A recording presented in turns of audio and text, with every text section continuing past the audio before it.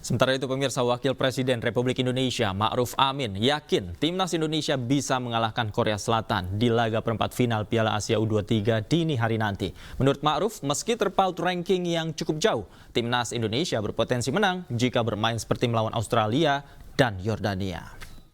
Sepak bola, saya kira kita berbangga betul ya bahwa Timnas kita ini tampil begitu hebat, walaupun di babak pertama ketika melawan Qatar itu kalah, tapi babak berikutnya mengalahkan Australia. Australia itu kan ranking ke-23. Indonesia itu ranking ke-120 lebih. Jadi rankingnya jauh sekali. Tapi dengan permainan anak-anak kita yang cantik bisa mengalahkan Australia. Itu saya kira modal besar itu.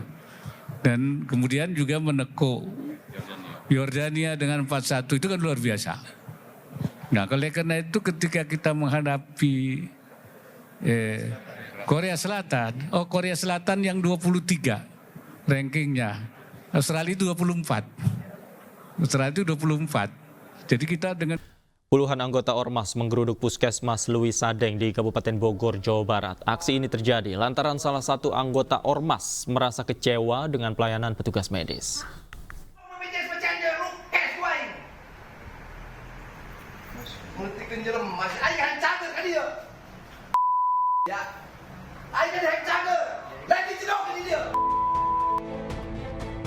Sekelompok anggota organisasi masyarakat melakukan intimidasi terhadap petugas medis Puskesmas Louis Sadeng di Kabupaten Bogor, Jawa Barat.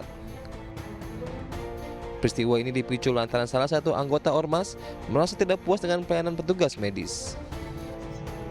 Sementara itu, Kepala Puskesmas Louis Sadeng dan Dinas Kesehatan Kabupaten Bogor sangat menyayangkan aksi intimidasi ini. Pihak Puskesmas mengaku sudah menangani pasien sesuai dengan standar pelayanan kesehatan. Sebenarnya kami kalau memang itu terjadi sangat menyayangkan, kami dari sosial menyayangkan sekali ya. Tindakan kalau memang ada kekurangan dalam pelayanan kami. Teman-teman kami di Puskesmas sebenarnya sudah ada jalur-jalurnya, itu bisa dibicarakan dengan secara baik dan keluarga. Tapi kami sudah menyiapkan, Puskesmas sudah menyiapkan fasilitas untuk seperti itu. Ada aduan-aduan seperti itu, jadi bisa diselesaikan secara baik. Merasa diintimidasi, Puskesmas Louis Sadeng dan Dinas Kesehatan Bogor akan berkoordinasi dan melaporkan peristiwa ini ke pihak kepolisian. Dari Bogor, Jawa Barat, Wildan Hidayat, iNews melaporkan. Pemirsa, memasuki bulan Syawal, salah satu perusahaan BUMN melalui program Umroh Akbar yang telah memberangkatkan ratusan peserta umroh dari beberapa wilayah di Indonesia. Selain memberikan kesempatan untuk ibadah, juga memberikan kemudahan tertentu bagi para peserta.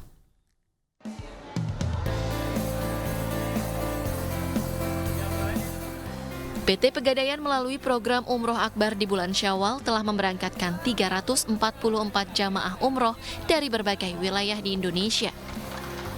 Keberangkatan jamaah umroh Akbar dari Jakarta diberangkatkan PT Pegadaian melalui Bandara Soekarno-Hatta, Tangerang, Banten.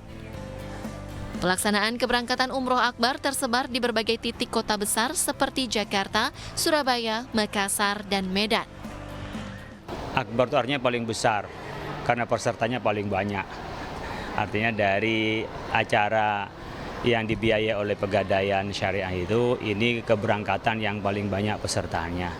Kemudian ini memang sebenarnya sangat dekat dengan pelaksanaan ibadah haji. Kalau dalam haji itu bulan Syawal pun sudah bisa bagian dari umroh tamattu.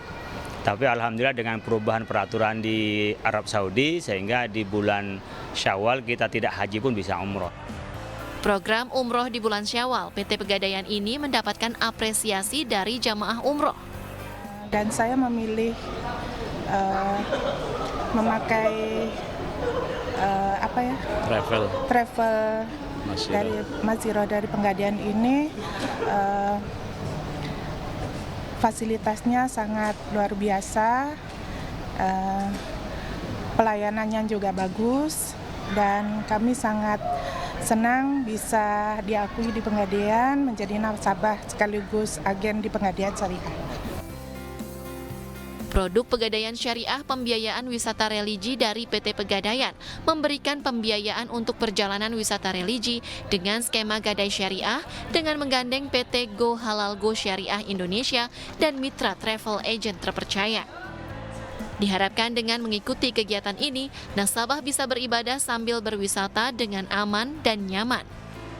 Dari Jakarta, Widya Bayujati, iNews melaporkan. 112 atlet biliar turut ambil bagian dalam Borneo Nine Ball International Open Turnamen 2024 yang digelar di Bakut Pool NKV Pontianak, Kalimantan Barat. Tidak hanya atlet lokal, ajang bergengsi ini juga diikuti sejumlah atlet dari negara-negara tetangga.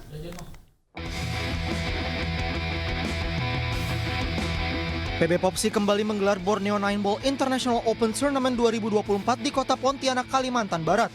Digelar untuk kedua kalinya, ajang ini diikuti 112 pebiliar dari Indonesia serta negara tetangga Malaysia, Filipina, Brunei Darussalam, dan Singapura. Ajang bergengsi ini diharapkan dapat melahirkan serta memotivasi para atlet untuk terus mengembangkan diri, terutama dari sisi kemampuan dan teknik bermain. Paling tidak memotivasi atlet Kalimantan Barat khususnya untuk kemudian melihat bagaimana sebenarnya kemampuan teknik bermain di kawan-kawan di negara-negara yang lain. Sehingga harapan kita atlet biliar di Kalimantan Barat ini bisa mengharumkan nama Kalimantan Barat di kancah nasional maupun internasional. Total peserta ada 112 peserta dari 4 negara, yaitu Indonesia, Brunei, Malaysia, dan Singapura.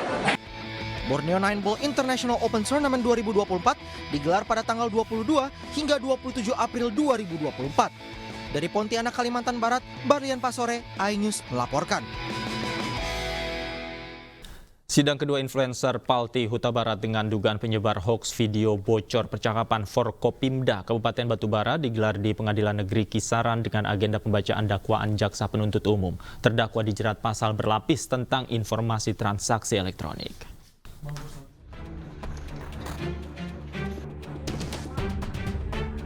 Sidang kedua influencer Palti Huta Barat dengan dugaan penyebar hoaks video bocor percakapan Forkopimda Kabupaten Batubara yang melibatkan Bupati, Dandim, Kapolres, dan Kajari digelar terbuka di Pengadilan Negeri Kisaran dengan agenda pembacaan dakwaan Jaksa Penuntut Umum atau JPU.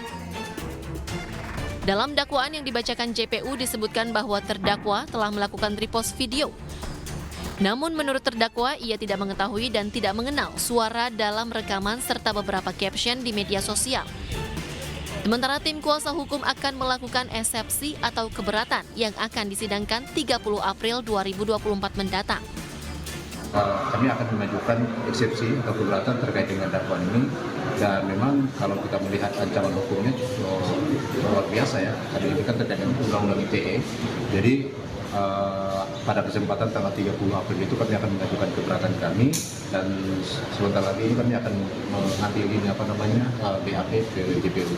100.000 dikeluarkan uang dari situ, dan dari dana D1 50 untuk dikirim ke sana untuk mereka penggunaan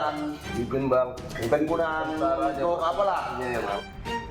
Sebelumnya, video viral rekaman bocor percakapan Forkopimda Kabupaten Batubara, Sumatera Utara tersebar pada bulan Januari 2024 lalu yang berisikan narasi untuk memenangkan pasangan calon nomor urut 2 Prabowo Gibran.